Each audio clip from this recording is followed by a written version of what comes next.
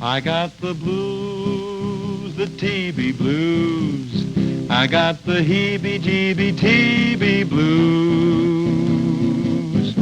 Feeling low down, way down, low down. Tired of my long time slow down. Waiting for that special day when the doc can say be on your way.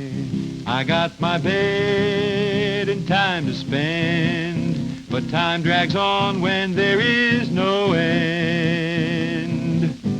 Blue and low down, way, way down, low down, aiming for that knockout showdown, building to that special day when the doc can say be on your way.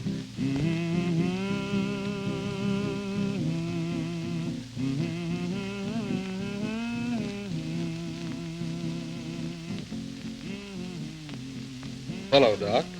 Hello, Bill. How you doing? Oh, fine. Just great. What's wrong? Something bothering you? You ought to know this by heart now. I want to get my clothes, get out of here, go home. Is that all? Oh, you've heard all this before. I still want to get married, have a family, earn a living. Bill, you will be able to do all of those things. I've told you that before. Yeah, but when do I start? You've started already. You started the day you came here. Seemed like a long time, didn't it? Like years instead of weeks. Remember all the examinations we gave you? All the tests we made? They showed how sick you really were. They showed things nobody could know just from looking at you. Suspicious shadows in your lungs. And in your sputum, germs. TB germs. They didn't just happen. You got them by direct contact with someone who already had tuberculosis.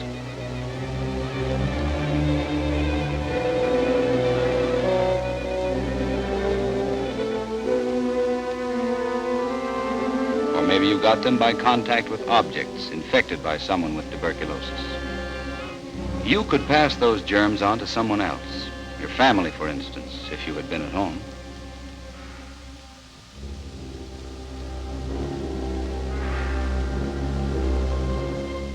When the germs first appear, there may be only a few.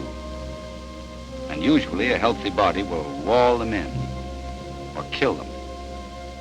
But sometimes there are too many germs for the body to overcome.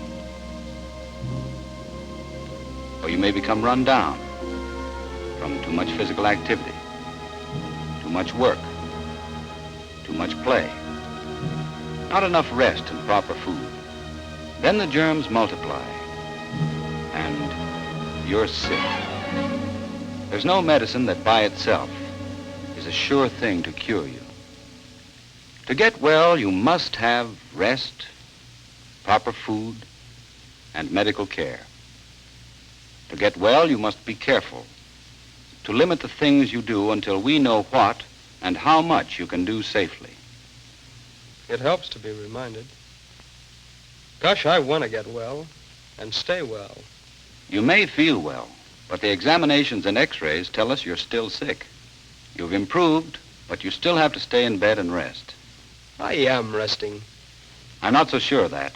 You don't seem able to relax. You move about too much, and that means you're working. Working? What do you mean? Anything that isn't rest is work. Ever do much in sports? Or did you ever stay up late playing cards?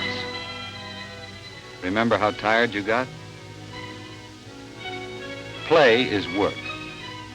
Any activity is work. Even walking or studying. Bill, many patients simply don't understand what we mean by work. Too often they leave the hospital too soon, do too much, and break down. Remember Charlie James? Yeah, I hear he's back. That's right. It wasn't many months ago Charlie decided there was no keeping him in the hospital. He thought he could take it easy at home. And he did for a while.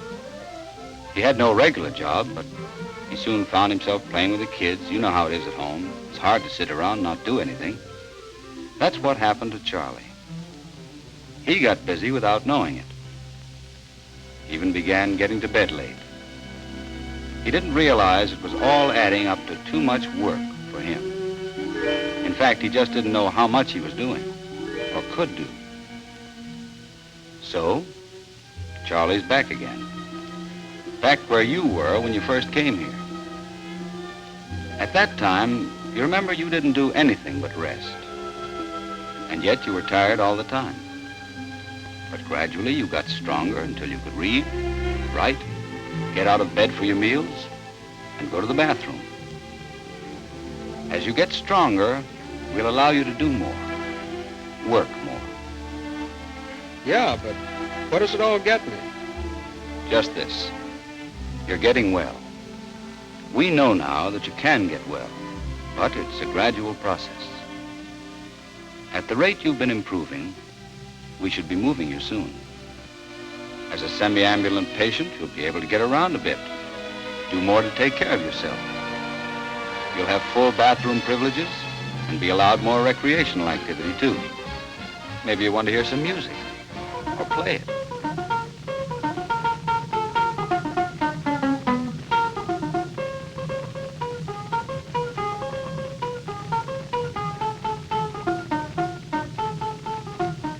There are lots of things you'll be able to do.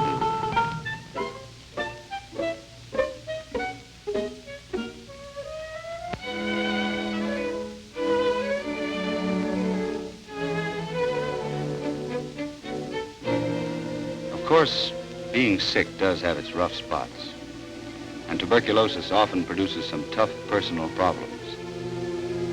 But there are always ways to work them out when you go about it right. And the social worker will give you expert guidance based on experience in the handling of problems just like yours.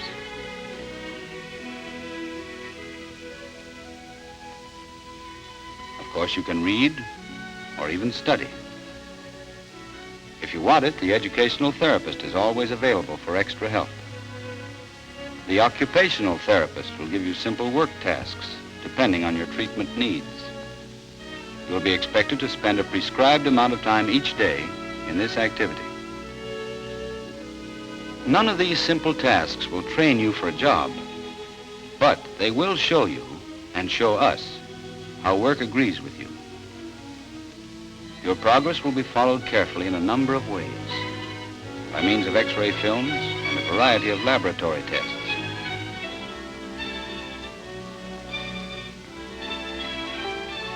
These will be made as often as necessary to show us just how well you are doing under the treatment you are getting. When your disease has become stabilized, you will be permitted still more activity. You'll be able to leave the ward and go to the main dining room for your meals with the other ambulant patients. You'll get a deep satisfaction out of doing some of the simple things you've been denied so long.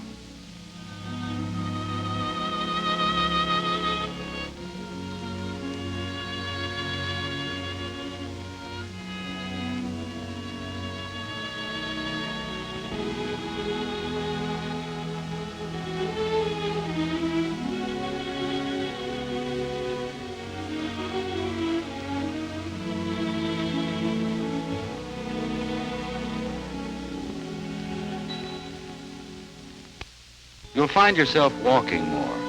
You'll feel you're beginning to live again. You yourself will realize you're able to do more, but always based on a day of balanced activity. You'll think about work, a job after you leave us, and you can get help in planning for it.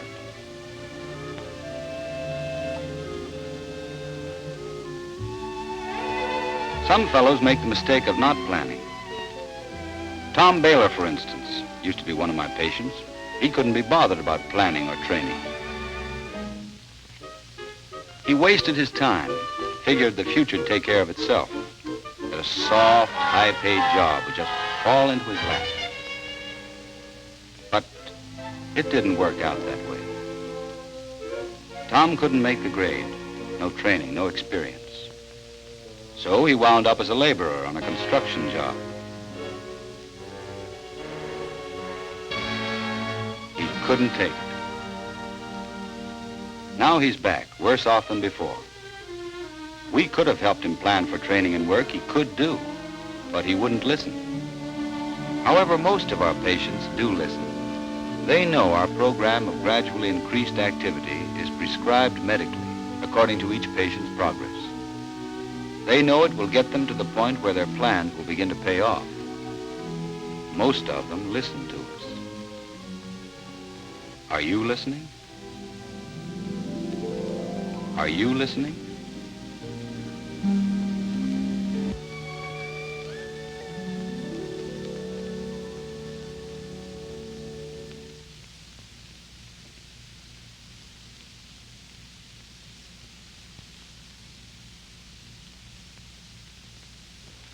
Well, Doc, what's the good word?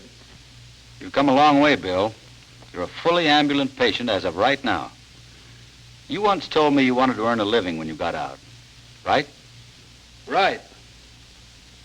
Can you get a job and stay well? I think so.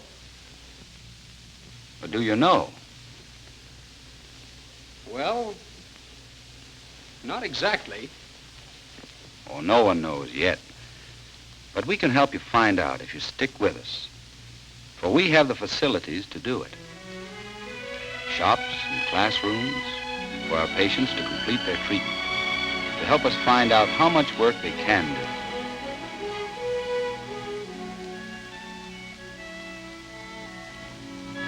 Many of them are planning to work at a trade, work with their hands, make things. Others are planning for a profession.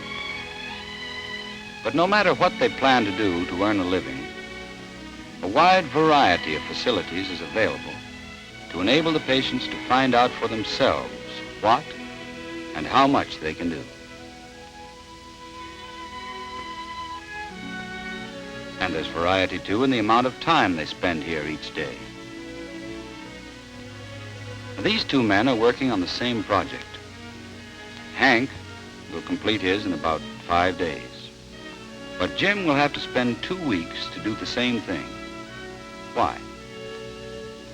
We allow Jim to work only 2 hours a day now. But we have found that Hank can work 4 hours a day. Each of these patients works on an individual time schedule. The amount of time each one spends here is prescribed. We keep a constant check on condition and progress and allow them to work more only when they can do so without becoming too tired.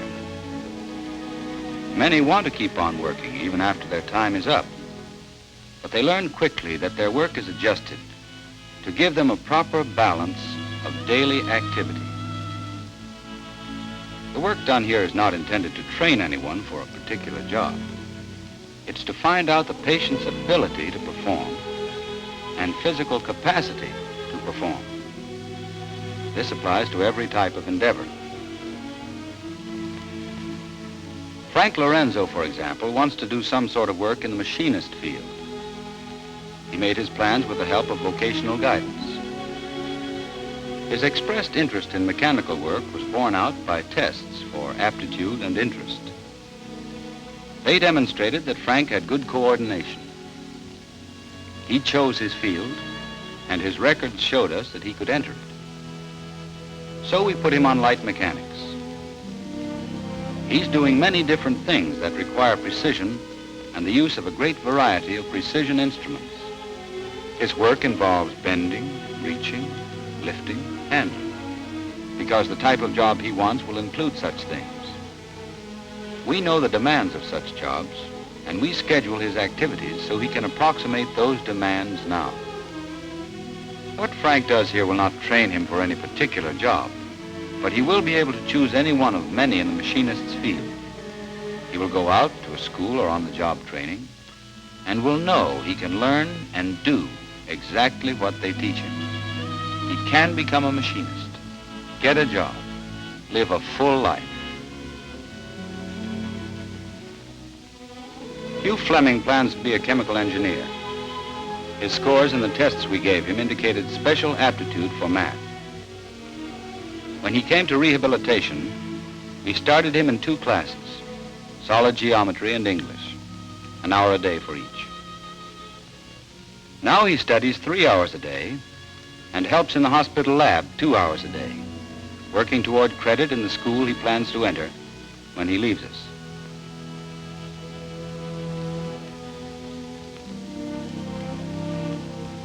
This sort of classroom work, study, and shop work are only part of a day's activities. They take up only a few hours, and during the other hours of the day, there's rest and self-care. And there's still another sort of work, the sort of thing that rounds out a normal day for anybody. Play, recreation, fun, whatever you want to call it. And whatever form it takes, it's needed in the right proportion to balance a day's activities.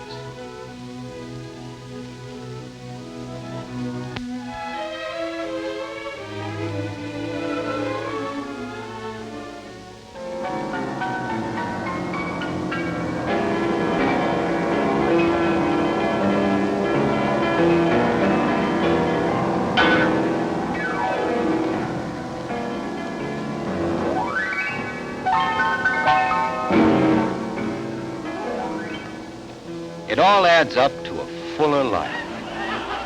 All these activities are part of a planned program carried out here in the hospital to help build you up to that day when you will be discharged in your own care.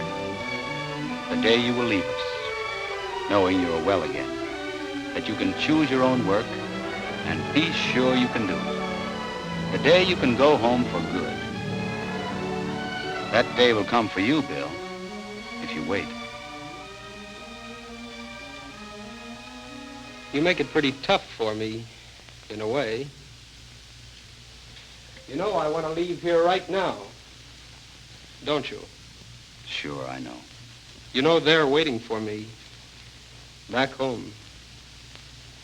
We've all waited a long time. I know. Well, I guess we'll just have to wait a little longer. But it'll be worth it, won't it?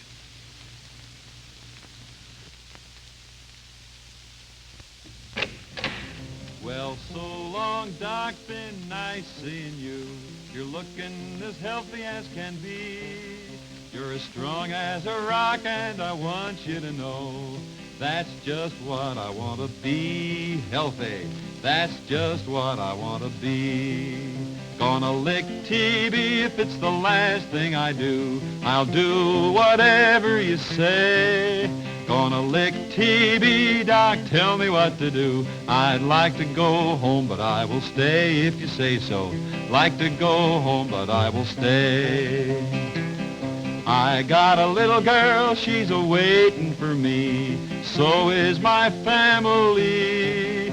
Oh, I ain't too smart, but there's 4 things I know. K-O-T-B, Doc, K-O-T-B. Oh, I won't get low and I won't be blue. I'll do whatever you say. Gonna lick TB, Doc, tell me what to do. I'd like to go home, but I will stay if you say so. Like to go home, but I will stay. Yes, I'd like to go home, but I will stay, Doc. Like to go home, but I will stay.